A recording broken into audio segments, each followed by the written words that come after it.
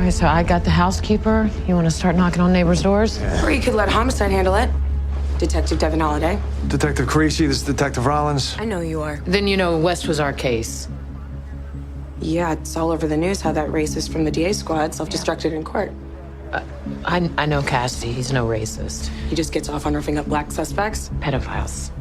Tends to bring out the worst in people. Let's focus on this murder. Now, we investigated West for the past 2 years. If we combine our resources... No, I've got it from here, and I'd appreciate you getting out of my crime scene before you people screw that up, too.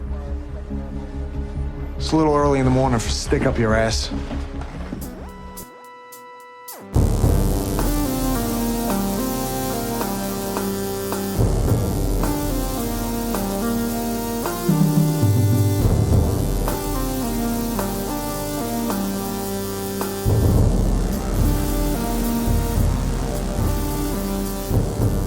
In New York City, sexually based offenses are considered especially heinous.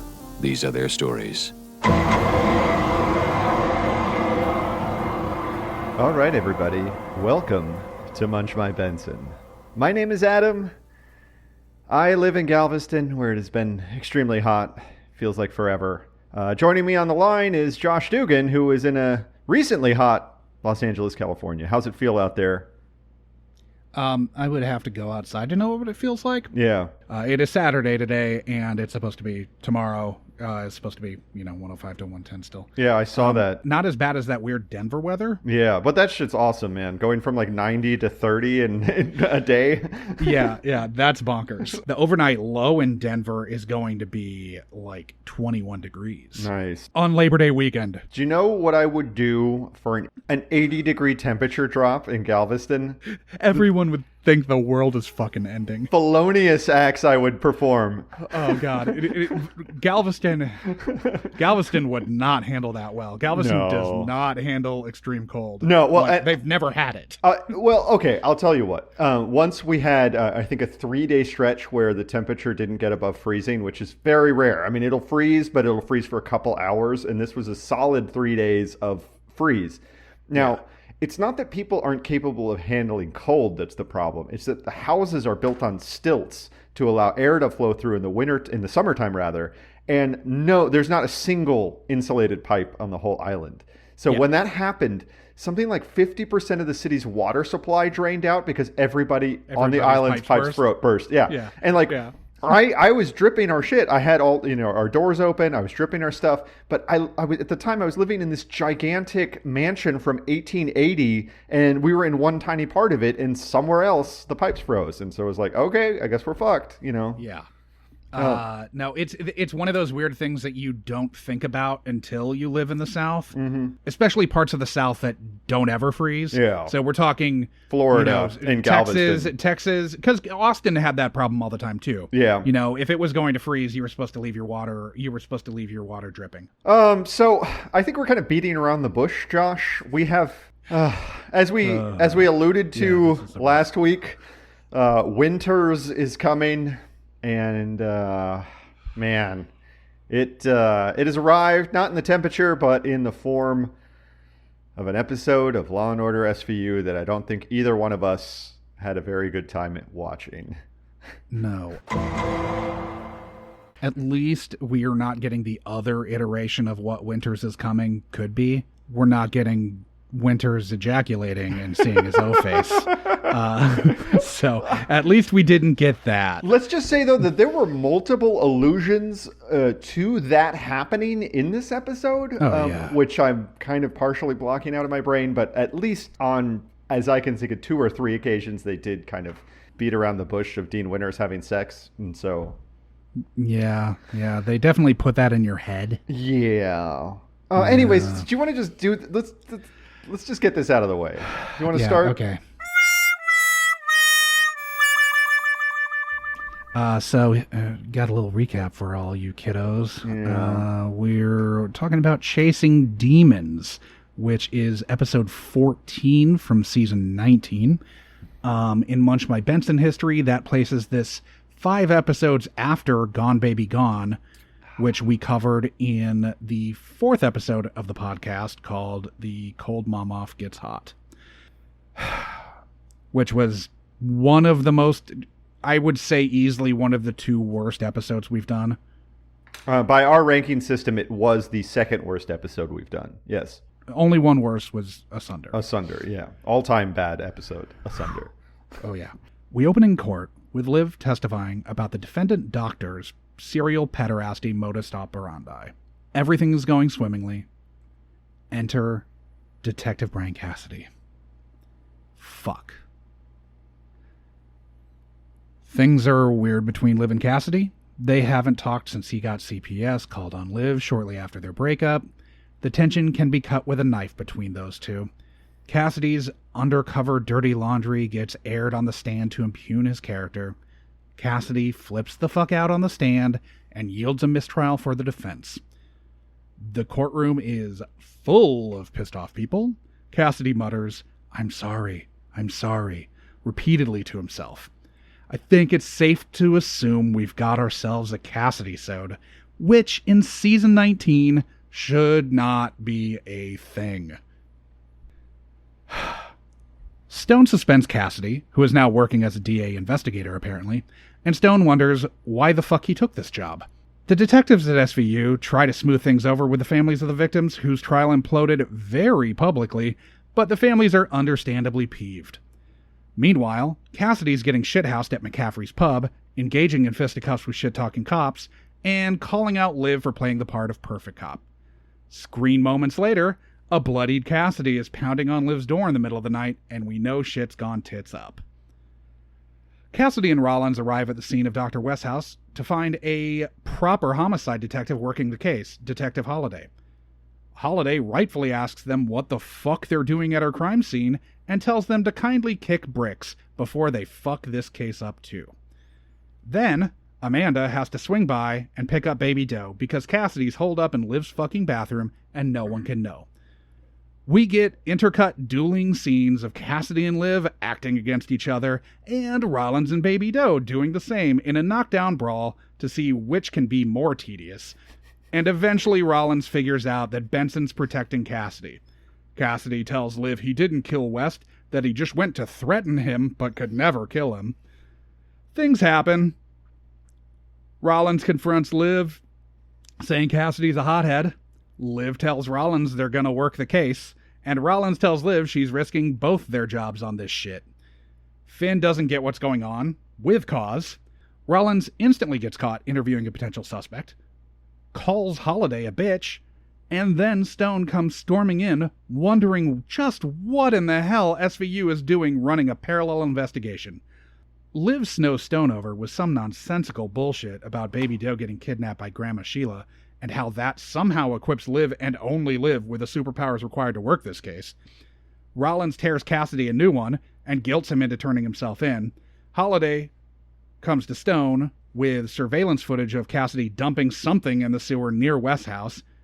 Stone rightfully accuses Liv of protecting her ex-boyfriend, and she gets wrongfully indignant. Cassidy turns himself in at SVU. Stone calls Holliday in to question Cassidy, then admonishes Liv for obstructing justice. Cassidy gets booked for murder. Emmy Fitch shows up with evidence that a fish might have been the murderer. Then Finn remembers from Stone's case files that one of the victims had gone in for stitches from fishing. They go to the house, and the smoking fidget spinner fingers one of the Vic's older brothers as the likely perp. Turns out West had perped on him too. Reggie felt responsible for his little brother's ruination, and then West was loosed back on the world awaiting a new trial. So Reggie took matters into his own hands.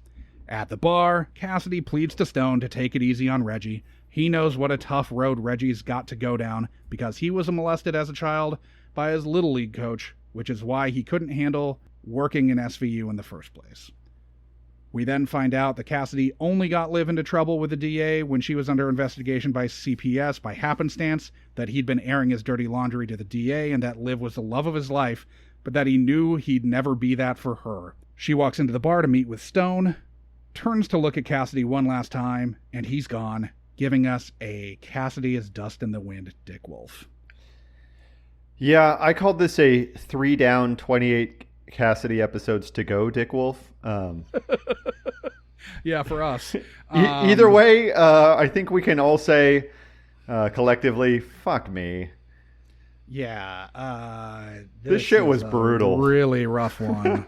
Holy shit. I think before we get into, we don't need to do a scene by scene breakdown, do we? No, fuck no. No, we have notes on stuff, and that should, I think, get us to the finish line. Should we talk about Kylie Bunbury first? I think that's Yes. how you say her name, because it seems Yeah. like to me, as far as guest cast, she's the standout. I thought She's the only notable one, really. Other Yeah. than, I mean, unless you're counting Cassidy, but we don't need to talk about him, obviously. no, he's recurring cast, right? Yeah. And then yeah.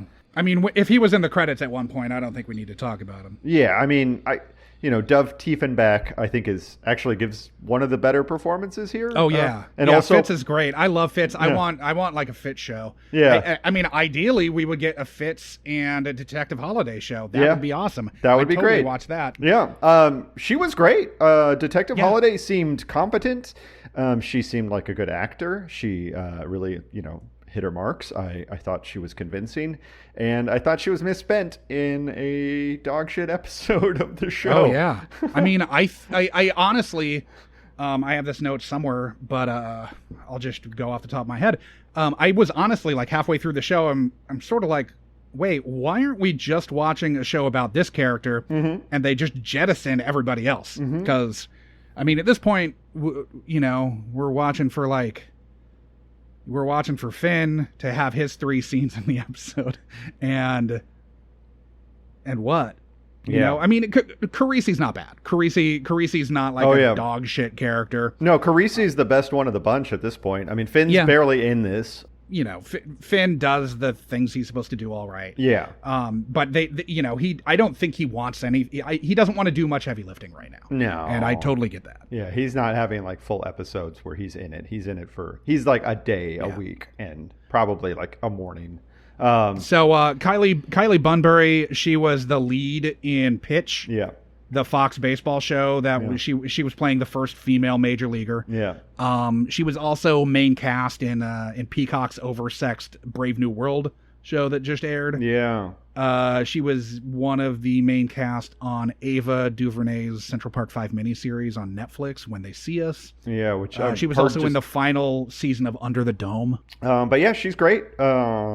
Really, really great. And look forward to seeing her in more stuff that isn't a just terrible season 19 episode of the show.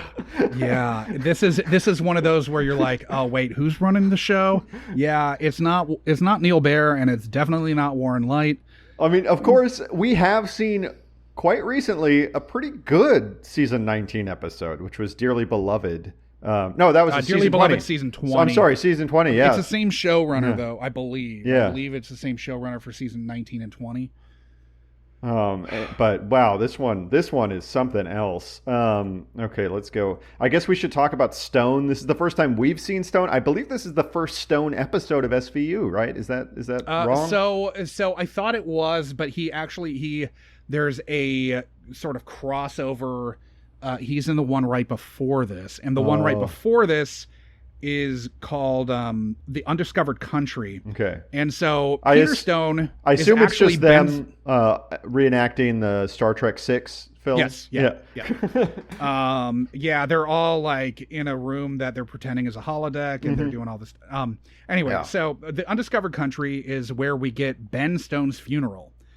Ben Stone. Oh, of course, is Ben Peter Stone. Stone's father. What? Ben Stone, Yes. probably, if not the best ADA ever in the Law and Order series, at least in the top 5, maybe top 3. And he's an executive ADA, so he's McCoy's predecessor on the original Law and Order series. And this is when Law and Order, the original series, was an extremely smart show. You had Stone and Robinette. I should have looked up who played either one of them. Anyways, Robinette, Stone is played by Michael Moriarty. Yeah.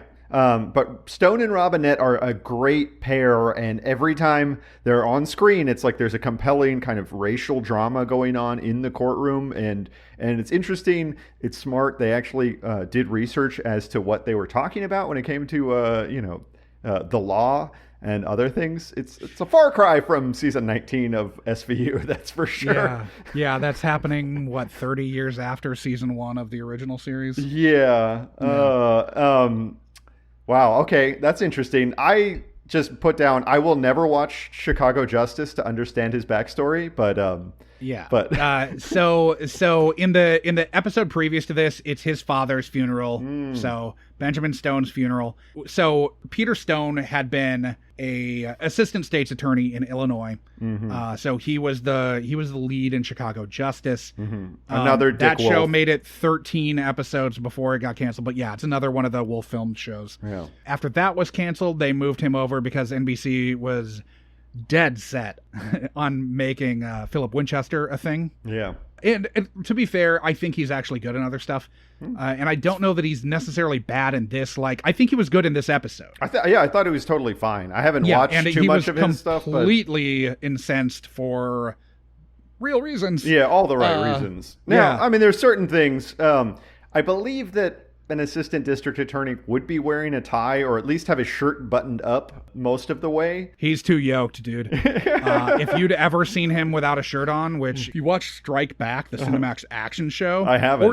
or even The Player, which was the NBC action show that he was co-lead on with Wesley Snipes back in 2015. Oh, wow. If you've ever seen him without a shirt on, the dude is fucking cut. I mean, he was showing some chest in in the squad house, but Oh yeah, you'd have to. You can't put a tie around that neck. They don't make ties that big. So this is the first episode where he's actually the ADA. He was a special counsel in the episode before, Okay. which also sees Barba leave the show. And then he's the ADA for the back 9 of season 19 and all of season 20. and then he's gone season 21, right? And then Yes, Carice's- yeah, he makes way for Carisi. He leaves the position in the finale of season 20. Well, Yeah. we are at that point where we're going to have to talk about this. My first note is opening in court. Usually not the best sign. Yeah. My first note was Jesus H. Christ, Dean Winters. So similar kind of sentiment. Yeah. So then after Liv intervenes between a rightfully incensed ADA Stone and a newly suspended DA investigator Cassidy, Stone asks Liv, "You work with him before?" She says, "I have, and normally he's money." 2 points about the statement. What fucking show are we watching here? Yeah. Normally he's money? I guess we've been transported into the swingers courtroom drama universe. Yeah.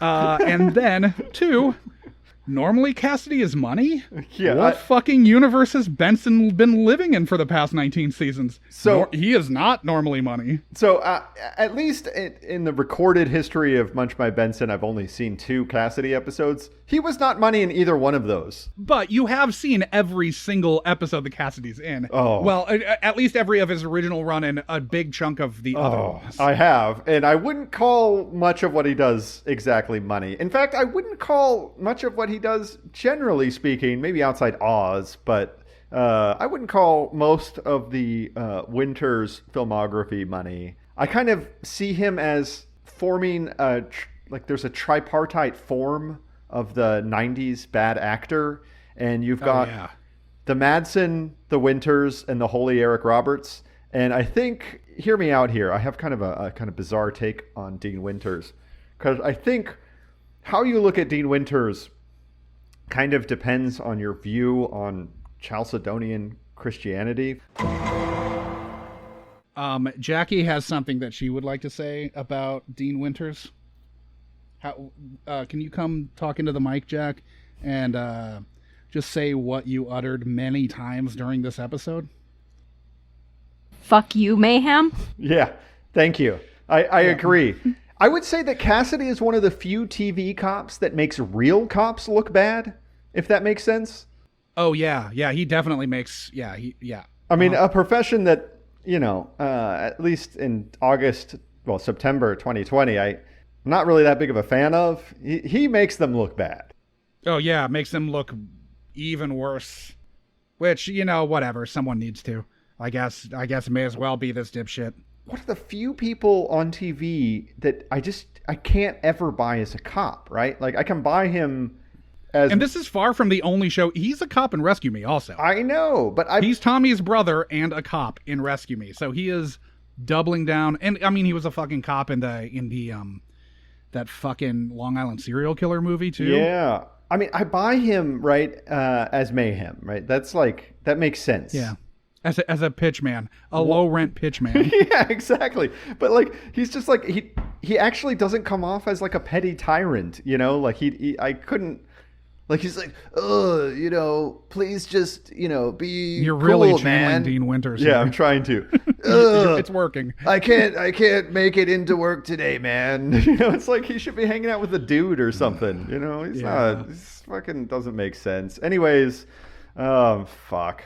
My next note is Rollins notices Carisi is wearing the same 3-piece suit 2 days in a row. Yeah. His explanation is that his dry cleaner shut down, but we all know that's bullshit. We're dealing with a freshly laid Dominic Carisi. I wonder if the shame of the fashion faux pas outweighs the elation at having just dipped his wick. Well, especially because we all know his feelings for Rollins. I mean, this is like not a secret at this point. So, oh no, I don't know. I mean, did I detect a There's hint a reason they're called releasey. Did I detect a hint of jealousy when she was noticing that? I don't know. Yeah, it seems like it. I don't know. Shit.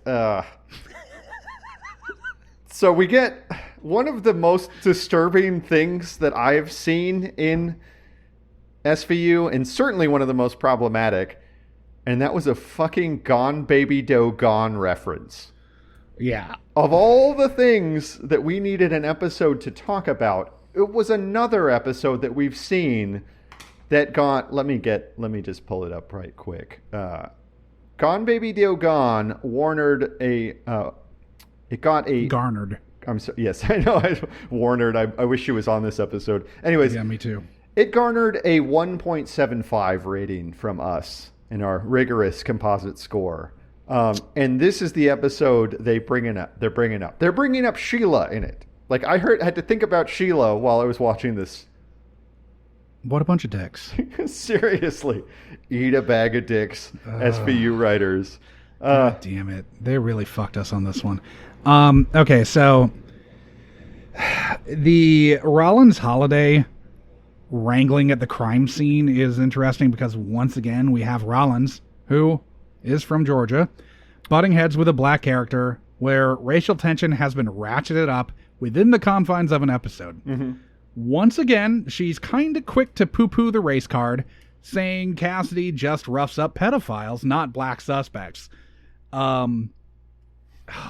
Jesus fucking Christ, she's terrible. Yeah, she's pretty bad. Now, I would also say that in this episode we have a police captain, Olivia Benson, and well, she's only a lieutenant right now. Okay, so a lieutenant. But she's cruising towards being a captain, which is how? Yeah. This is 5 episodes after Gone Baby Doe Gone, and this is maybe even worse policing than she was doing in that, and she was telling people to, outside of their jurisdiction, rough up suspects in the other episode. I don't know. This one is pretty bad. I mean, so in this case, we have a police lieutenant. No, I'm saying this is maybe worse than that. And a district attorney's office investigator colluding with each other to obstruct justice in the murder of a black man.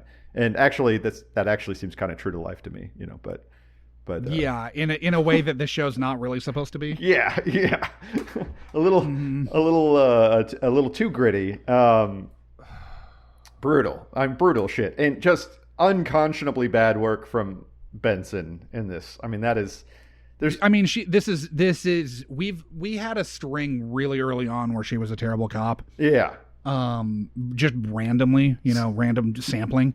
But this is really the worst policing she's done. Our 2 dips into the season 19 pool have been rough. And she makes captain in season 20. Yeah. How? What the fuck? Why is she protecting that guy, man? He fucking threw her under the bus.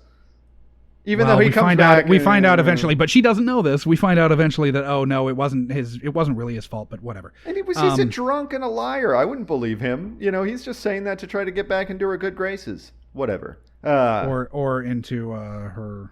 Yeah. Her. We don't want to think about this. No. If we go back to that scene where Rollins and Holiday sort of butt heads at West's house, I will say that Carisi, like, adeptly attempts to redirect the focus back to the homicide. But then Holiday rightfully says, get the fuck out of here before you fuck this shit up, too. Yeah, and then Carisi says it's too early for her to have a stick up her ass. And I'm pretty sure it isn't.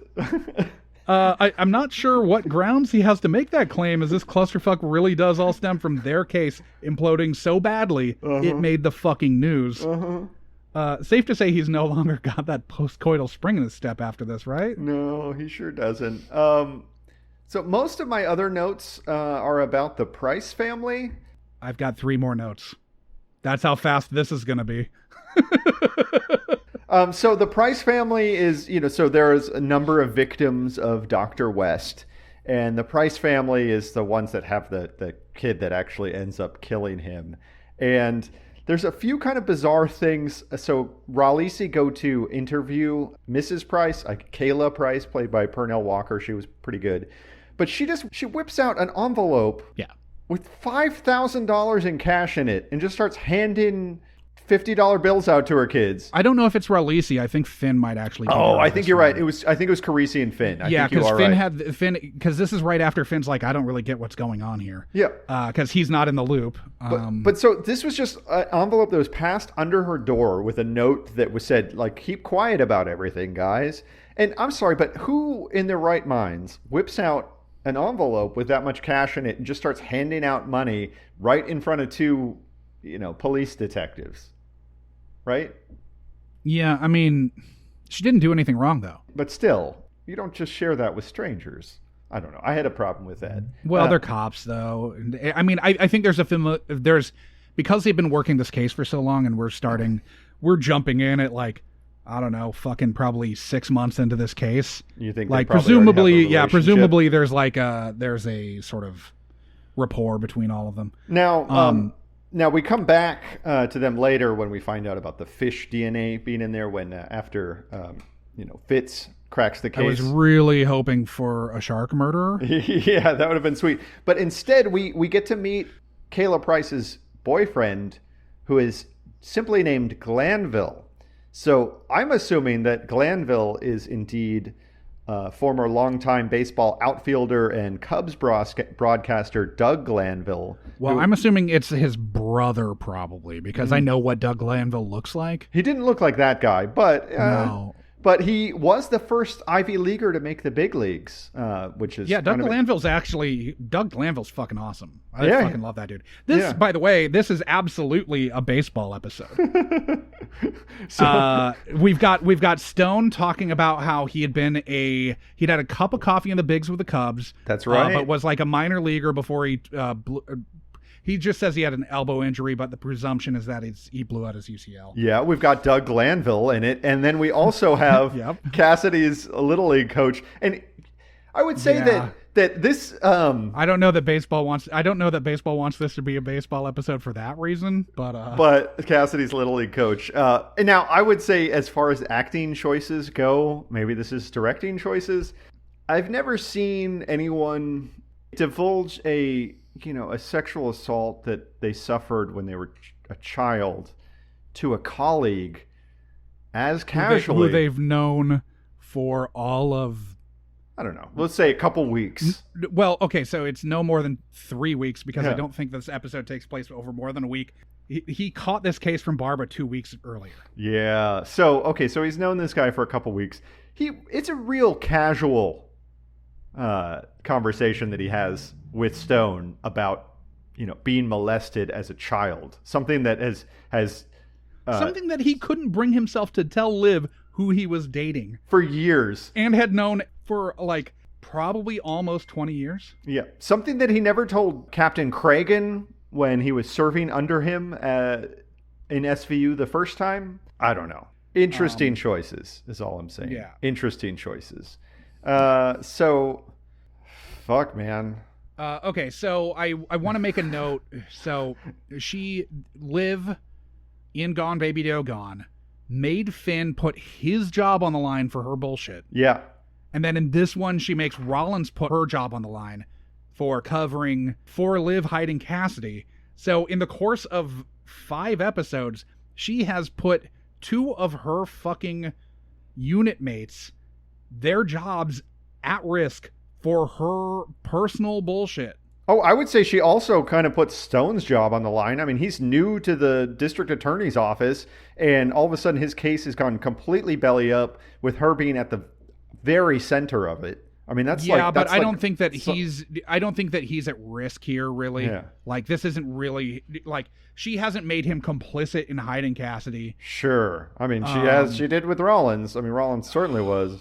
Fuck, man. At the end, I think Liv says, "I'm so sorry." I don't remember who she said that to, but I was watching this. And I said, she says it to, doesn't she say it to Cassidy? She probably on does. the sidewalk? I think so. And I said when she was saying that, I imagine she was saying it to me, the viewer, for having watched this piece of shit episode. Well, and it starts with Dean Winters saying, "I'm sorry, muttering it to himself on the stand. So, God damn. I guess they're both apologizing because they know that this episode's fucking awful. I have one more note about the prices. I almost forgot. Okay. So, the prices. Well, Kayla Price was saying that she and the boys were watching X-Men, and I wanted to know which X-Men film they were watching. Were they watching Days of Future Past? And if so, did they talk about how it's a Moody Blues reference? Probably the only Moody Blues reference in the, what is it, Marvel? I don't know what fucking universe it is. I'm not up on that. It's not even MCU. No, it's not, right?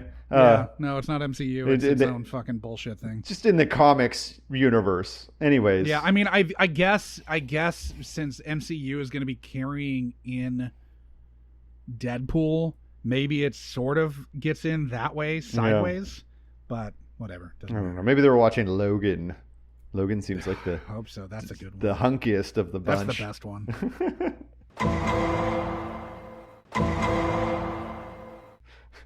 So, the scene where Rollins confronts Benson in Benson's office is brutal. Oh God! It sets off like a 15-minute block of nearly nonstop terrible acting. Then we've got Cassidy and Rollins out acting each other. Oh fuck my life! I mean, really any scene with Benson in this is fucking terrible. It's terrible. I guess was it Reggie Price? I think so. Brett Gray. Yeah, it was Reggie. Reggie was the older one. He was. Our feelings about child actors, if you've been listening to this, and he was not a particularly great one in my estimation. But he wasn't nearly as bad as some of the other ones we've seen. I think he wasn't nearly as bad as most of the seasoned actors appearing in the show. yeah, for sure. Almost all of them. I mean, really, if you sit there thinking about it, we've got basically the guest star Kylie Bunbury, who is like carrying this episode. Oh, but her and Fitz are the only 2 points of light in this whole episode, I would say. Yeah, I mean, Stone's fine. He's fine. And like he's doing what he's supposed to be doing. I think he does a pretty good job of like connecting with Reggie in that scene where he's getting to the bottom of everything and is ultimately presumably going to go easy on him because not Winters, but Cassidy steps in. Yeah, whatever. I mean, I'm a big Carisi fan, but he really had that one moment where they were talking about him getting laid last night. He still undercuts it with that. He still undercuts the good that he does in this episode with that fucking nonsense line. Yeah. I mean, I guess he's really just coming to the fucking love of his life's defense. Yeah. After she fucks everything up for the first of many times. Yeah. Or the not the first. The nth of many times. Yeah, not the first. Speaking of terrible episodes that they referenced, they actually referenced Rollins', fucking dirty past with her sister and her gambling addictions, which brings back another dark, terrible time in SVU. Well, and they also fucking reference all the Cassidy past bullshit when he's undercover in narcotics at that point, I believe, where it's organized crime. It's an organized crime unit that he's under. He's undercover Christ. with Peter Jacobson, I think. But some mobster with all the prostitute stuff, like that whole storyline's fucking just dog a shit. Disaster too. Yeah. I just wish this was the episode where they hand the keys to the castle over to fucking Detective Holliday, and this show's just about her. Mm-hmm. That would be great. I guess they could keep Stone, whatever. Keep Fitz. But I would watch that. Do like sort of like a, I don't know, like a Bones kind of thing where you've got, Bunbury hitting the streets and Fitz, in the lab, and they're kind of working together. Or they could even do SVU like CI sort of did at a certain point, where it was alternating cast, it was alternating partners, and you'd follow fucking Goldblum and his partner in one, and then you'd follow Chris Noth. Oh yeah, Noth was in it, but then who was the other one? The fucking D'Onofrio too. No, but not. I don't remember. No, but then God, why am I blanking on his fucking name? He's in. Well, Shorty. they were going back and forth between Noth and Goldblum, right? Yeah, I believe they it were was on certain seasons. Yeah. God, who am I thinking of? Fuck me. Oh, Dennis Farina was in it too for a while. Right. And he was pretty good at it. CI is always fun. He was a real life Chicago cop. Yeah, that's interesting. Yeah, he's great. Yeah, there are finally some seasons available for streaming. You can watch some seasons on Peacock now. Oh, that's cool. But for a long time, you couldn't watch it anywhere. I know, which is so weird. I mean, it's I think I understand what was going on with that. I think I understand that they were sort of biding their time at a certain point and trying to make sure that was available on Peacock when they ended up launching that. Yeah, to try to put as much exclusive content on Peacock, which I get that, I guess.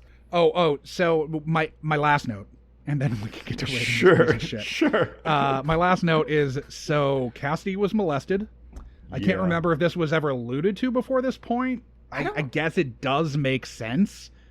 It feels like the last shot would naturally signal Cassidy's permanent exit from the show, but no, he shows up once in season 20. He sure does. And now it is like an episode that kind of alludes to this one. Yeah, I mean the name is Facing Demons, and this is Chasing Demons. 'Cause I'm trying to remember. I've seen season 1 multiple times of SVU. Yeah. And I don't think that they really address Cassidy being gone until he's gone, until much later. Right, but they do talk about, I mean, they do definitely make it look like this was a job that was hard for him. Working on this unit was emotionally hard for him, and I do think that it sort of tracks. To be fair, sometimes it seems like reading is kind of hard for him.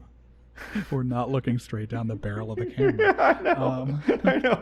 Oh my god. Okay, fuck this. Let's fucking rate this Okay, bitch.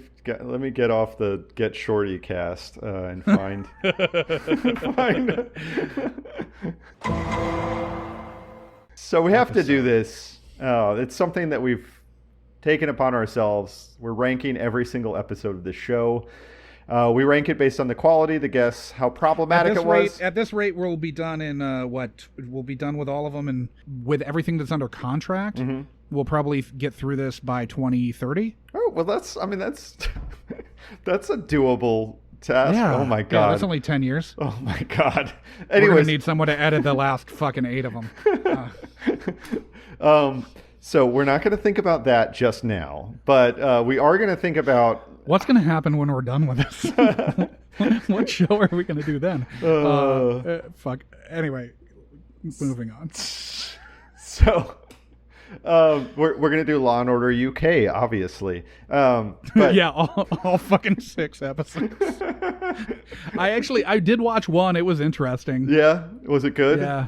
I don't know that it was good. It was interesting. Bobby's. It was weird because any UK court show is so fucking. It's weird. So baffling. Yeah. And you're like, wait, this is their law. Any European courts. There's a fantastic French procedural called Spirals. At least that's what the English translation is. I highly recommend it. But there's a lot of courtroom in that, and they have an equally bizarre but slightly different costume that they wear in the French courts. So I do recommend that. No powdered wigs? They wear wigs. I don't believe they're powdered. It's freaking weird, man. But very attractive people. It's actually wigs to look like Susan powder? Yeah. that would be awesome. No, we're not talking about the Mac and Me kid from the last episode that we did. That was not that retro. Powder? Yeah. No, but this show, highly recommend it, man. Very attractive people. You get some really uncomfortably long looks at the autopsy table in this one. Highly recommend. We'll also probably have to watch the weird Law and Order French version. Yeah, that's right. I forgot that exists. All right, so let's do this. So 1 through 10 scale. Can I speak for both of us and give this a 1 for quality? Yes. The 2, I would say depth and breadth of lives ruined. I'm not going to go just left to right on this time. I'm going back and forth. This one, I mean, that one kid's There going are to go to multiple jail. victims. I think this has to be at least. I don't know that he will, but I think we're looking at least like a 4 or 5. It's 4. Because, I mean, the murder victim... No, I don't care about the murder victim, but he had a lot of victims. He had a lot of victims. That's true. Now, they did see, I guess, in some ways, a justice being done. The guests, we could give it a 2, I guess. Yeah, I mean, I do think, honestly, the guests are probably what make this episode okay. Yeah, but I don't or think... not okay. They are like some of the only things that salvage any value from this. Sure. But I don't want to rate it too highly, even though I think Kylie Bunbury's fucking great in this. I think she's great, but I don't think she's on screen enough to make it much more than a 2. She's on screen kind of a lot, but it doesn't matter. She's has like a line here and there. She's not... I mean, I guess there's a good back and forth between her and Rollins. There too, because when she catches Rollins the second time, and but if we give this more than a 2, I know. I think this episode is better than Gone Baby Doe Gone anyway. I think it will be, but I'm not saying that this is going to be reflecting the composite score. I'm trying not to do that as much as possible, but I think what giving it more than a 2 does is it reflects well on Dean Winters, which I think is exactly what we're not trying to do. Yes, because that's true. However much time Burnbury's let's go in no higher than a 2 because Dean Winters is on this episode a fucking lot. So much. He's on so much. It's some painful shit. And then for how problematic it is, there's some really bad police work going on. Really bad police work. That's problematic. They were openly discussing watching Bryan Singer directed films. That's somewhat problematic. The tripartite nature of Dean Winters, I suppose, is potentially problematic. But I don't know, man. This is a one. I mean, they made us think about Dean Winters having sex. At least once. I mean, once explicitly and multiple other times because they talked about his relationship with Liv and how he was the love of her life. But also Rollins assumes clearly that because she saw the boots in Baby Boy Doe's drawing, that Liv and Cassidy were knocking to boots the night before, right? That's an assumption that Rollins is making. Yeah. And that's pretty disgusting. Also, we had 2 scenes with Noah in it, which... And one where he's not acting, and I'm using air quotes around this acting. Yeah. One where he's not acting with the one person that he normally acts with. I know. And so then it's this painful fucking scene where we have to watch Rollins sort of low-key interrogate Baby Doe. Yeah. About these fucking things that he's drawing while they're having breakfast. Blueberry pancakes, which are his favorite, of course. He would like fucking blueberries. Blueberries are trash fruit, by the way. No, man. We're talking antioxidants. They're a superfood, man. Doesn't matter. They're not tasty. Matter. They're not tasty, but they're fucking good. Yeah, that's the problem. It's trash fruit. They're fucking good for you. They're the fucking honeydew of berries. Dude, don't trash honeydew. You just haven't had a ripe honeydew in a while. A ripe honeydew, you don't have a honeydew as you soul melon. The only way you can have blueberry that's good is if you get it in the one day that it's ripe. No, but I'm talking about honeydew right now. And honeydew's also trash. You're just getting unripe honeydew, man. Like, okay, I get that you don't have it as the soul melon. It's like a counterpoint melon. When your selling point is that this is the counterpoint melon, it's a garbage melon. I disagree. I think it gives a nice contrast with the kind of more earthy tones of the cantaloupe or, the tang of the pineapple. Anyways, so how problematic was this? This is a 1, right? Obviously. The things that are problematic the things that were problematic are not fun. It was terrible police work. Terrible police work. Horrifying having to picture Dean Winters having sex. I mean, maybe it's a 2 because we've got like doctors and little league coaches. No, but there was nothing.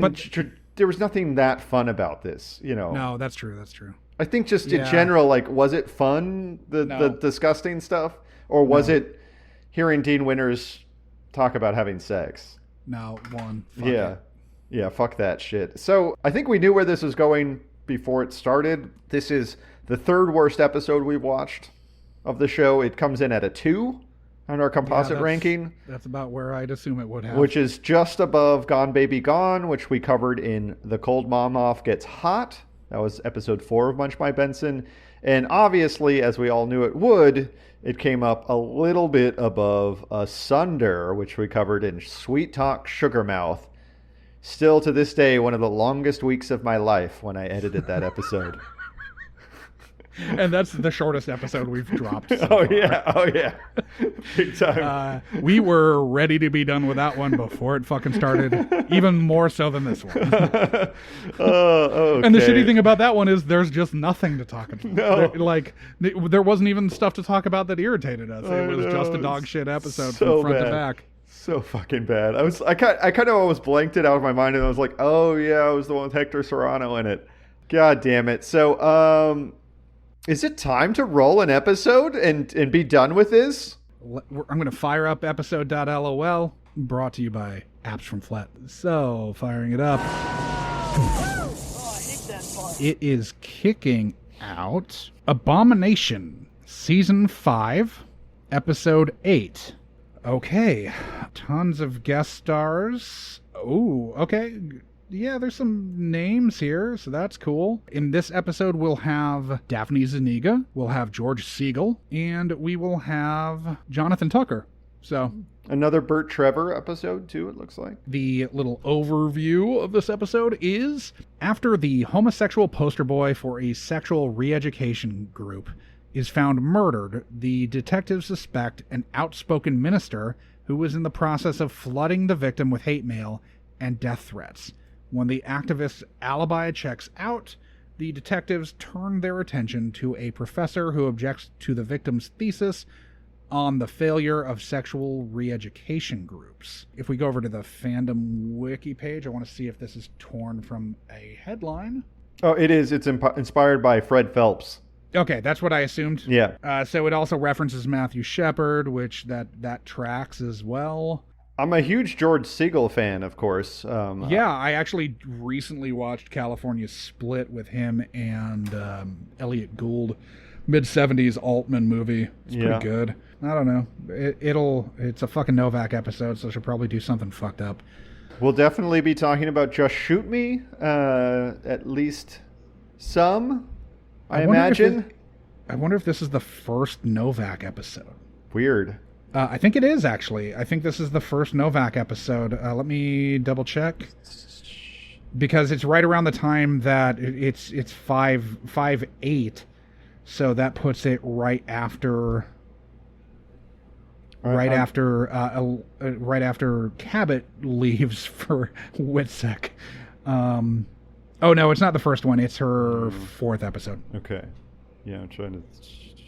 Yeah, okay. I think Cabot leaves in episode 95, which is episode 4, season 5. Yeah. So Serendipity. She's in Serendipity, Coerced, Choice, and then Abomination. Yeah. So this is early in the Novak run. Maybe she's not drunk on power yet.